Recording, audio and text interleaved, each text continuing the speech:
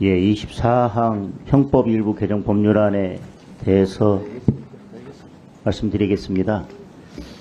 여기 지금 24항이 검사, 사법, 경찰관, 기타 수사 업무에 종사하는 자가 수사 공소, 공소유지, 형집행 등에 관한 직무를 수행함에 있어서 다음 각 호에 해당 행위를 한 때는 처벌한다 이렇게 되어 있는데요.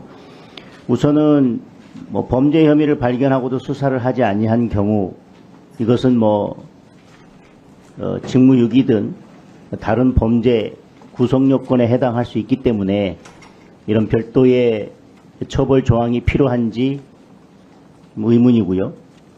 두 번째, 범죄 사실이 인정됨에도 기소를 하지 아니한 경우 이 부분과 관련해서는 우리가 기소 편의주의를 취하고 있고 또 범죄 혐의가 인정된다 하더라도 그 경중을 따져서 크게 범죄가 무겁지 않고 당사자가, 그러니까 피의자가 반성하고 있다든지 여러 사정들을 고려해서 기소유예 처분을 하고 기소를 하지 않을 수 있도록 되어 있는데 그 부분과의 관계를 어떻게 할 것인지의 문제가 남는 것 같고요. 피의자 피고인의 유리 분리를 불문하고 증거를 은닉, 불제출, 조작한 경우 저는 증거를 은닉하거나 조작한 경우에는 당연히 다른 범죄 구성요건에 해당하기 때문에 또 이게 별도의 구성요건이 필요한지 이런 별도의 죄를 신설하는 것이 맞는지 잘 모르겠습니다. 그런데 여기에서 불제출의 경우에 있어서는 증거를 수집하다 보면 그것이 굳이 사건과 관련이 없거나 아니면 증거로서의 가치가 거의 없는 경우에 그 경우에는 이것을 다 제출하도록 하면 재판에도 부담이 되고 여러 가지 재판부에도 시간을 낭비하는 것이 될 텐데 물론 그것이 증거를 은닉하거나 조작한 경우에는 다른 범죄에도 해당하기 때문에 그 부분은 논할 필요가 없습니다.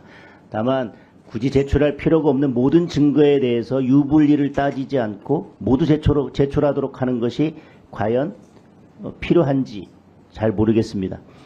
그리고 증거 해석 사실인정 법률 적용을 왜곡하거나 그 정을 알면서 묵인한 경우라고 되어 있는데요.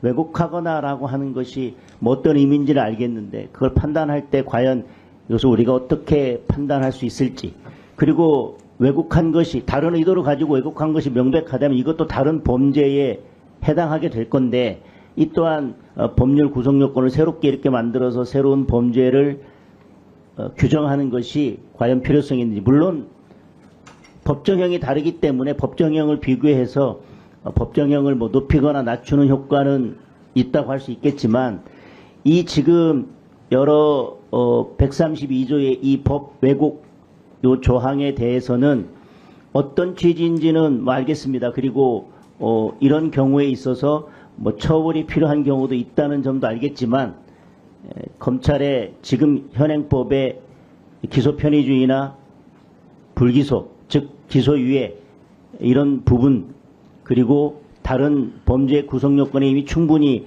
해당될 수 있음에도 불구하고 새롭게 법조항을 신설할 필요가 있는지, 그리고 증거의 불제출의 경우에 결국은 모든 증거에 대해서 증거로서의 사건과의 관련성이나 증거 가치를 따지지 않고 사실상 모두 제출하도록 의무화하는 것이나 마찬가지인데 과연 그럴 필요성이 있는지에 대해서 좀 신중하게 검토할 필요가 있다는 생각입니다. 이에 대해서 법무장관님의 의견은 어떠신가요? 예, 의원님께서 지적하신 그런 부분을 저희들도 충분히 공감하고 문제점이 있는 것으로 생각을 하고 있습니다.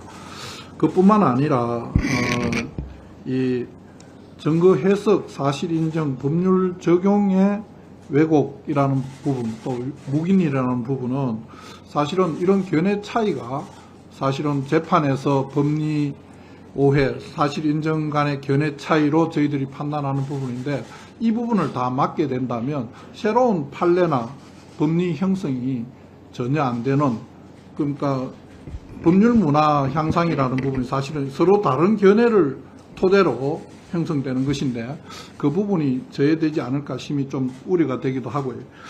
기소 편의주의 말씀하셨는데 모든 범죄, 모든 증거라는 부분은 굉장히 좀 지나친 규제가 아닐까 그런 생각을 하고 법 적용에 여러 가지 문제가 있을 것으로 우려하고 있습니다. 조금 아까 말씀하신 법 해석 이런 부분은 경계선이 있기 때문에 규정도 모호하다고.